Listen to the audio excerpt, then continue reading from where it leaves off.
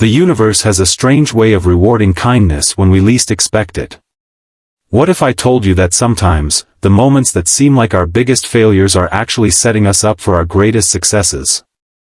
Before I dive into this incredible true story that will change how you see random acts of kindness forever, take a second to hit that like button and subscribe to the channel for more life-changing stories that remind us of the power of human connection. Marcus Chen stood at the crosswalk, anxiously checking his watch for the 5th time in 2 minutes. The job interview he'd spent weeks preparing for was scheduled to start in exactly 23 minutes. The offices of Horizon Technologies, one of the most prestigious tech firms in the city, were still 15 blocks away. If he hurried, he'd make it with just enough time to collect himself before meeting the hiring manager. The morning had been a cascade of small disasters. His alarm had failed to go off. His carefully pressed shirt had a coffee stain that required a last-minute change. The subway had experienced unexpected delays.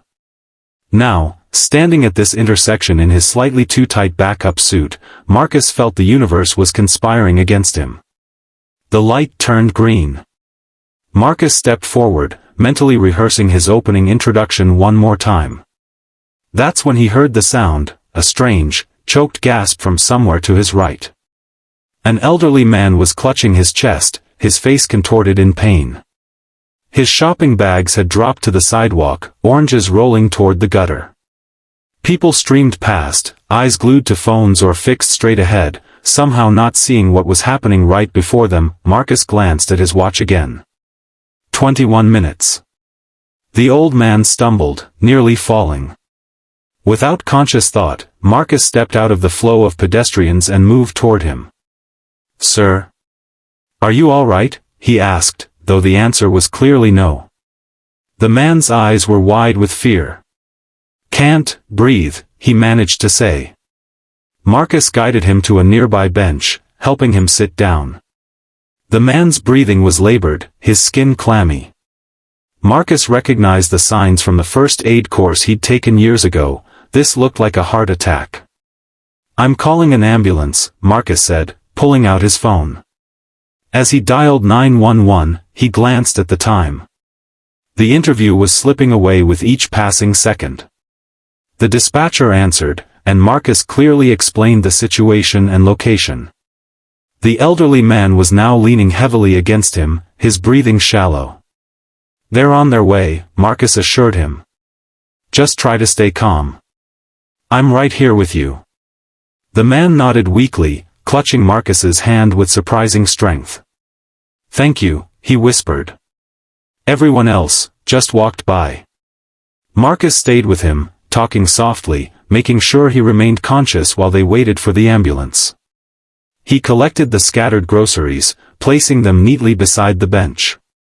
He called the man's daughter using the contact information in his phone. And all the while, he watched the minutes tick by, knowing his interview time had come and gone. By the time the paramedics arrived, Marcus had missed his interview by 37 minutes. He had called the company's reception desk, but they had informed him curtly that the hiring manager had a packed schedule and wouldn't be able to accommodate him later in the day. The position would likely go to another candidate. As the paramedics loaded the elderly man into the ambulance, he reached for Marcus's hand one last time. "What's your name, young man?" he asked, his voice stronger now. "Marcus. Marcus Chen. I'm Richard Harmon. I won't forget what you did today." Marcus smiled, though his heart was heavy. Anyone would have done the same. "But they didn't," Richard said. "You did." The ambulance doors closed, and Marcus was left alone on the sidewalk, holding a stranger's grocery bags and the weight of his missed opportunity. That evening, Marcus sat at his small kitchen table, scrolling through job listings on his laptop. The disappointment of missing the interview still stung, but he couldn't bring himself to regret his decision. Some things were simply more important than career advancement. His phone rang, an unknown number. "Hello? Is this Marcus Chen?" a woman's voice asked. "Yes, speaking. This is Jennifer Harmon. My father, Richard, had a heart attack today." You stayed with him. Marcus sat up straighter. Yes, is he okay? He's stable. The doctors say if he hadn't received help so quickly, the outcome could have been much worse. Her voice cracked slightly. I just wanted to thank you. Dad told me you missed a job interview to help him. It was the right thing to do, Marcus said simply. There was a pause on the line. He also told me you were applying at Horizon Technologies. That's right. Unfortunately, I missed my chance. Maybe not, Jennifer said. Would you be available to come in tomorrow morning at 9 a.m.? I'd like to speak with you personally. Confused, Marcus agreed. She gave him an address, the same Horizon Technologies building he should have been at today, and ended the call before he could ask any questions. The next morning, Marcus arrived at the imposing glass building 15 minutes early. The receptionist smiled warmly when he gave his name, as if she'd been expecting him. Ms. Harmon is waiting for you in the executive suite. Top floor. Executive suite? Marcus's confusion deepened as the elevator carried him upward. When the doors opened, he was greeted by an elegant waiting area with a stunning view of the city. A professional-looking woman approached him with an outstretched hand. Marcus, I'm Jennifer Harmon. Thank you for coming. As they shook hands, Marcus finally made the connection.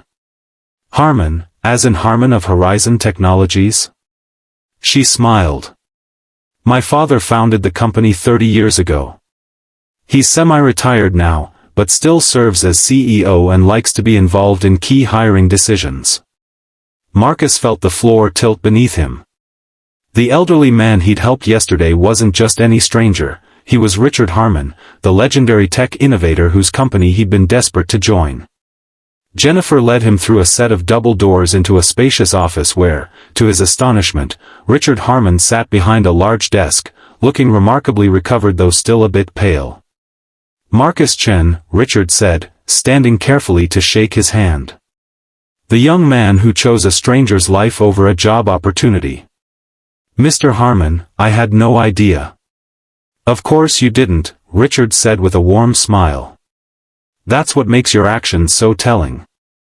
Character reveals itself when no one important is watching, or when you think no one important is watching. Jennifer gestured for Marcus to take a seat. After my father told me what happened, I looked into your application. Your qualifications are impressive. The position you applied for has been filled, Richard said. But I find myself in need of an executive assistant, someone with technical knowledge, quick thinking under pressure, and most importantly, sound judgment about what matters in life. Marcus sat in stunned silence as Richard continued. The salary is considerably higher than the position you applied for, with a clear path to advancement within the company. That is, if you're interested. Yes, of course I'm interested, Marcus managed to say. Excellent, Richard said. Jennifer will handle the details. I expect you've learned that sometimes being late can put you exactly where you need to be, at exactly the right time. As Marcus left the building that morning with an employment contract in hand, he couldn't help but marvel at how the universe had worked. By missing his interview, he'd found something far more valuable than a job. He discovered that in a world where people often choose convenience over compassion, choosing kindness can lead to unexpected rewards. The following months were a whirlwind of learning and growth. Working directly with Richard gave Marcus insights into the business that would have taken years to gain otherwise. The elderly CEO became not just his boss but his mentor, teaching him lessons about technology, business, and life that went far beyond any formal education. 6 months into his new position, Marcus accompanied Richard to a charity gala. As they stood among the city's elite, Richard placed a hand on his shoulder. You know, Marcus, I've been watching how you work. You have the same quality I've always looked for in leaders, you see people, not just opportunities or obstacles. Marcus smiled. I learned from the best. Richard shook his head.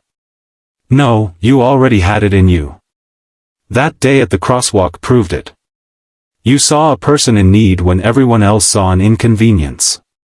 Later that evening, Richard introduced Marcus to the board of directors as the future of Horizon Technologies. The path ahead suddenly seemed clear and bright, all because of a moment of kindness that had seemed, at the time, like a devastating setback. 3 years later, when Richard finally decided to fully retire, it surprised no one when he announced Marcus as his successor. At the press conference, a reporter asked Marcus about his rapid rise through the company. "Sometimes the most important interviews in life aren't the ones we prepare for," Marcus replied. "They're the moments when we're tested on who we really are when no one's watching." That night, as Marcus stood in his new office overlooking the city lights, he thought about how differently things might have turned out if he'd ignored that gasping sound at the crosswalk, if he'd been too focused on his destination to notice someone falling beside him. He thought about all the people who walk through life with their eyes forward, missing the human connections that make success meaningful. And he made a promise to himself that no matter how high he climbed, he would never become someone who was too busy to stop and help.